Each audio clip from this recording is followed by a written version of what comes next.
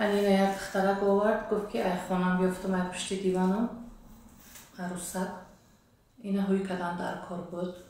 این همه شم، سوزن و رشته، پری کبوتر، لانه زنبور، خاک، کرته‌های گوناگون، عضوهای حیوانات، تهپوش مردانه و شماره زیادی رسم‌های زنان و مردان همچون دلیل شیعی از منزل استقامتی اسرار و نورس سال تولدش 1978 ساکن کوچه آبادکاران شهر دوشنبه یافته شدند. واقعا مشاهده این همه اشیاءهای گوناگون و مراجعت شهروندان به چنین افراد منفعت‌جو و از آنها جستن کمک و درمان درد هر انسانی سالم فکر را در حیرت می‌گذارد. ولی ضمن سنجش از جانب کارمندان شعبه وزارت کارهای داخلی دو درنامه فردوسی معین کرده شد که اسرار و نورس مدتی طولانی است به فالبینی و سیر و جادو مشغول شده این عملی ننگین را وسیله پیشبرد زندگانی خود قرار داده است. نامورده همه روزه شماره زیادی شهروندان را در منزل زیست خود قبول نموده با استفاده از این پردمت‌ها به فالبینی و جادوگری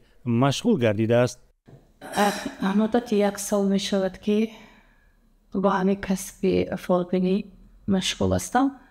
این رسم را می‌پیورد رسم را کشش کرده باشم. وابسته به این نسبتش با ماده 482 کودکس حقوق ویرانکنی ماموری جمهوری تاجیکستان پروتکل ماموری ترتیب داده شده از جانب سود جزا در نمود حبس ماموری به مهلت 10 شبانه روز تعیین کرده شد. همزمان از جانب کارمندان شعبه وزارت کارهای داخلی یک درنامه سینا شهروند نعیما و زهرا سال تولدش 1983 ساکن شهر دوشنبه تکرارا برای مشغول شدن به فالبینی و سیر و جادو دستگیر کرده شد. گرچند دستگیر شده چندین مرتبه برای مشغول شدن به فالبینی و جادوگری به جوابگری جلب شده باشد هم ولی هنوز از این عمل خرافاتی دست نکشیده است. نامبرده شهروندان را در منزل استقامتیش قبول نموده فالبینی را وسیله پیشبرد زندگانی قرار داده است. بار دیگر از شهروندان خواهش کرده می شود که از چنین عملهای ننگین دست کشند و همزمان